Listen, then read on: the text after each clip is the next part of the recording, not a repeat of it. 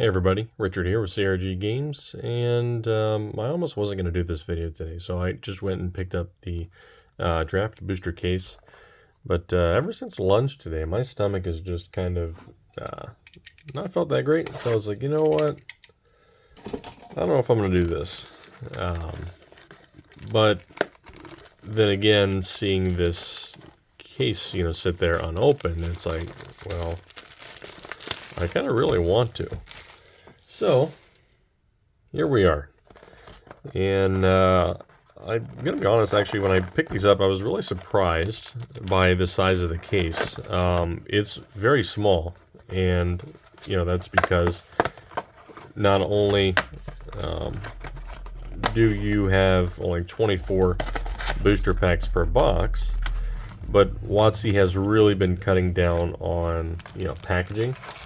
And, there's only, 24 boxes, or sorry, 24 packs per box. So they really don't take up a lot of room. And when I went to my LGS, I was like, man, I was expecting this to be a bigger box because I've got a box of, or a case of Return to Ravnica and Gatecrash, and they're like twice the size.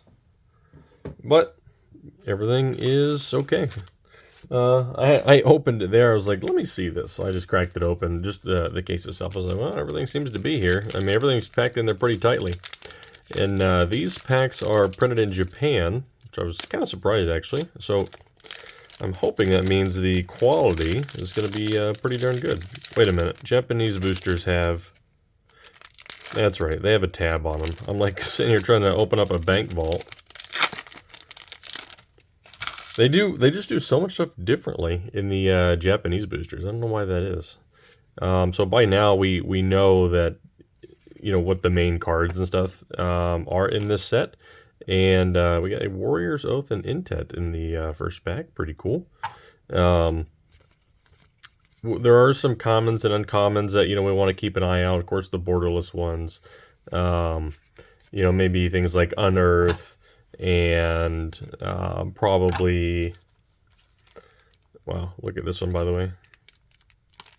Unearth and Shadowborn Apostle. This pack is like super like all of these packs are these like vacuum sealed?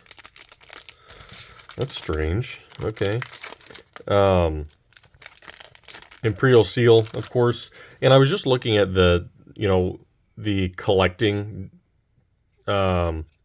Double Masters 2022 article from WotC, and what they said is in the foil slot, you have a 1.25% chance of getting foil. If I understood it right, foil borderless mythics. Like you can get two in the same pack. I think it was 11% of boosters will have foil, or 11% of boosters will have borderless non-foils, or maybe it's traditional foil. I don't know. It gets so complicated, and every time I try to read it, I'm thinking, I read that thing like 3 times. I'm like, what the heck am I reading here? Yeah, basically the chance of getting borderless foils in the regular draft packs is relatively low. If it's 1.25% chance per draft booster, I believe it's 2 foil slots, so you've got like a 2.5% chance of like getting really good stuff, basically, something like that. Hey, we got a Forbidden Orchard. That's our and a City of Brass. Awesome, 2 lands. I love City of Brass. It's one of my faves.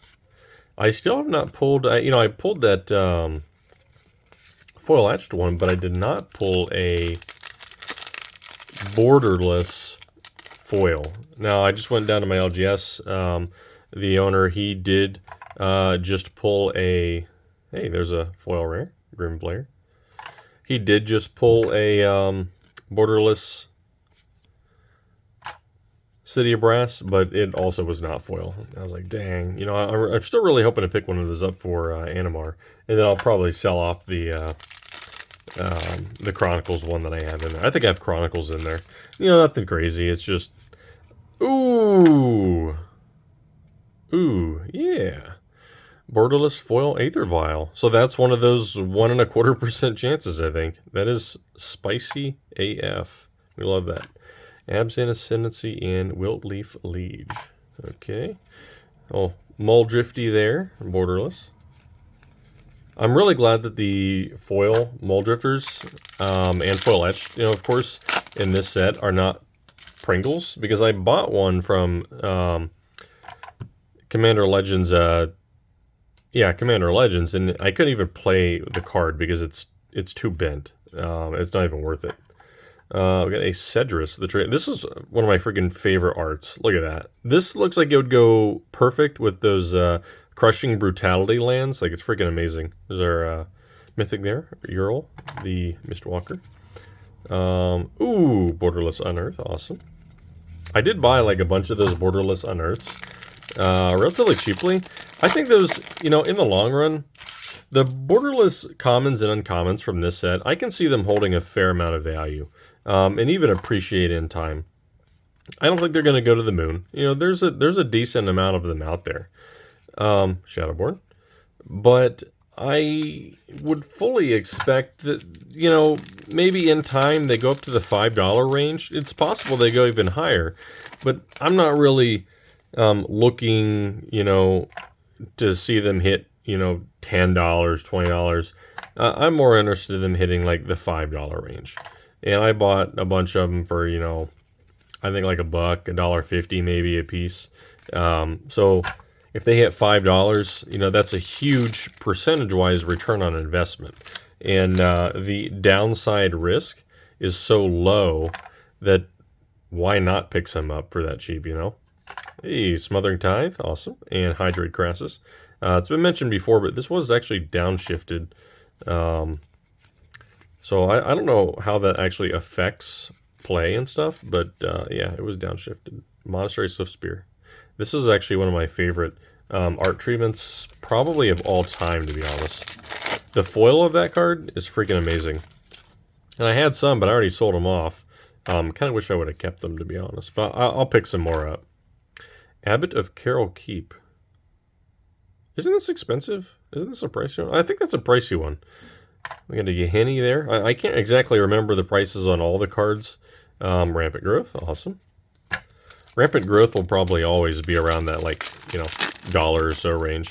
And then the borderless ones. Anybody looking to get the fanciest versions, they're going to be going for the borderless version there, I would think. Figure of Destiny, Rishkar, dang. I was hoping to get a foil Rishkar. Because I've got them in Animar, but just the regular non-foil version. I think I even have the Jumpstart. I consider that to be like the worst version. Quick note about these elemental tokens. So this art was in the core set 2020, and I had like 30 of these things. They all sold like super fast. They're all gone. They're long gone, which I was kind of surprised. I mean, they look really cool. Ooh, ooh, ooh, ooh, ooh, ooh.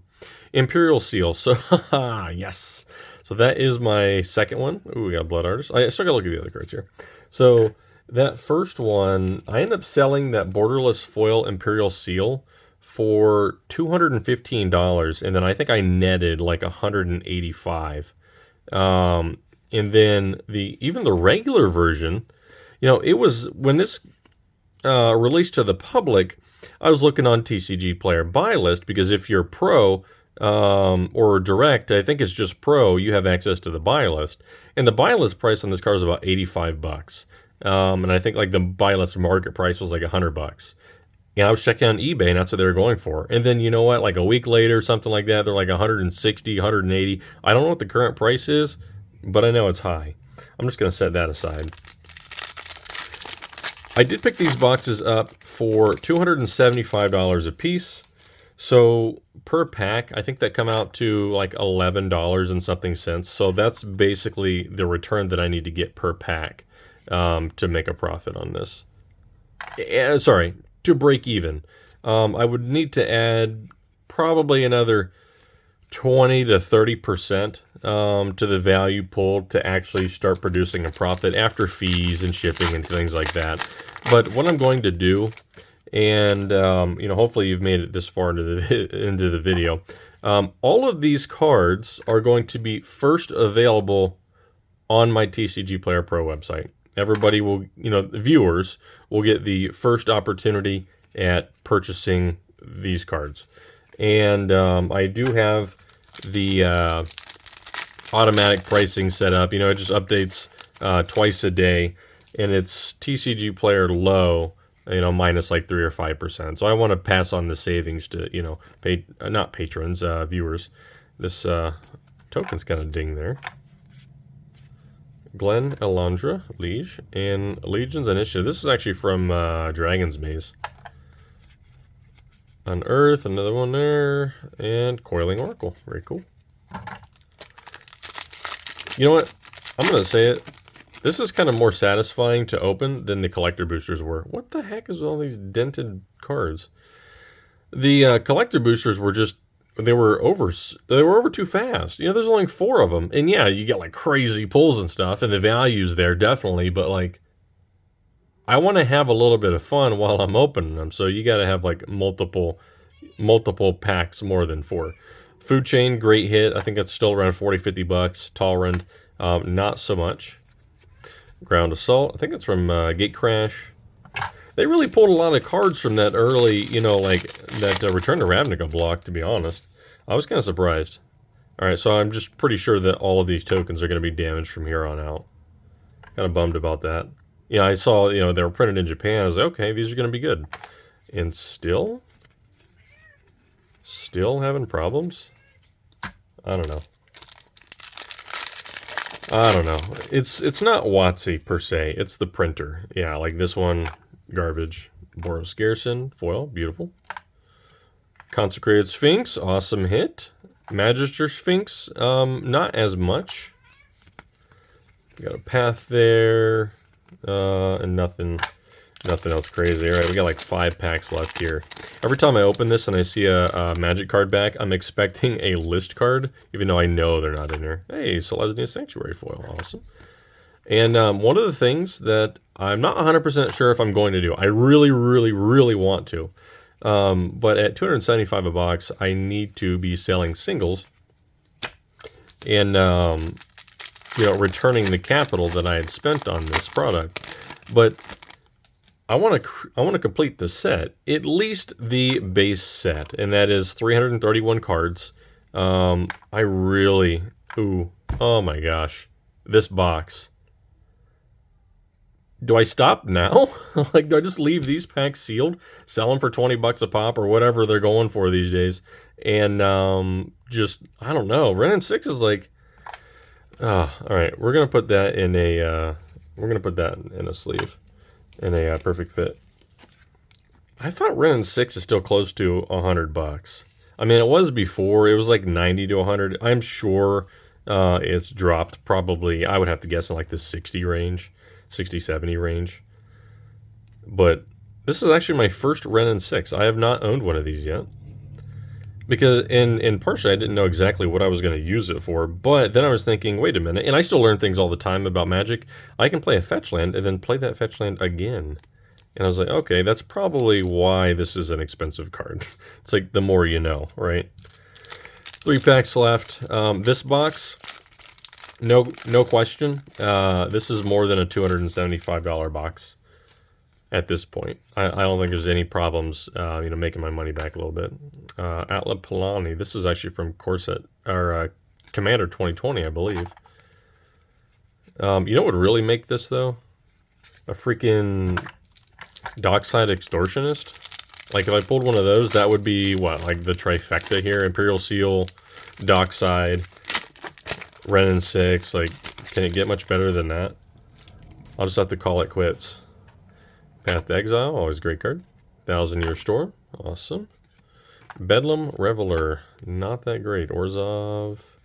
I think what I'll probably do is put together a complete set of commons and uncommons. At least that way, the prices are low enough on them that I can have a full set in most of the set and not feel like, I'm not going to have enough, money to buy more. So this is actually pretty good, I think. Vidalcan Orrery and Green Says Zenith.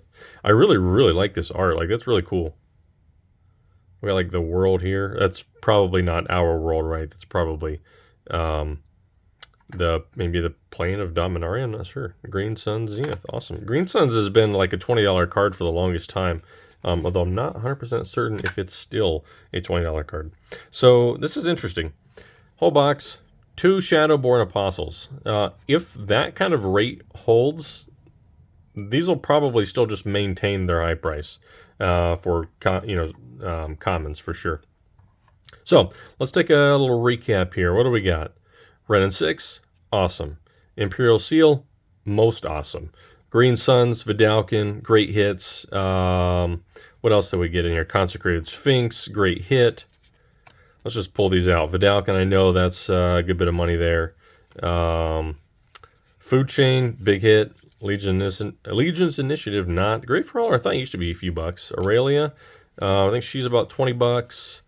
Abbott, I feel like that's expensive, but I don't know. Smothering Tithe, I know that's a good bit. Assassin Trophy, I think it's about 10 bucks. Cedrus is probably not a whole lot. Aether Vial, I forgot about that guy. Skullbriar, I actually had a Skullbriar deck for a while. It's very nice and it's pretty cheap to build.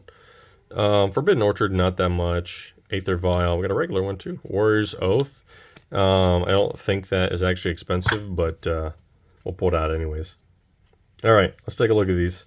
Doggone it if I could pick them up without feeling like I'm going to damage them. I really should put that Aether Vial in a sleeve. So, freaking amazing box 1. This, more than $275, and I already feel guilty for putting my thumb directly on this Aether Vial.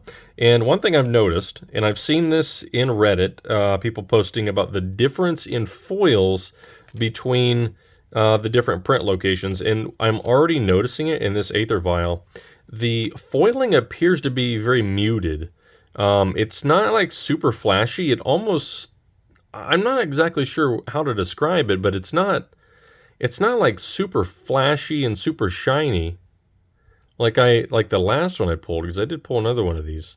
It just seems a little bit muted, and I kind of like that. It's almost a cross between the foiling on a foil etched and the foiling in a borderless foil, and I kind of like that. So that's been box 1. I'm going to do all 6 boxes between now and the next 6 days, although I'm probably going to open them all today, and then I'll just post the videos, because that's a lot of gigs when I'm doing this in 4K to upload, so it'll take a little while. So hope you guys enjoyed. If you'd like to have a shot at purchasing any of these at below market prices, crggames.tcgplayerpro.com. If you're looking for singles, please consider taking a look at my store. If you do purchase, it saves me a ton of money because I'm not paying commission fees on it. But everything else still works the same. It's going to come directly from me, and we'll get you taken care of. So until the next one, I'll catch you guys later.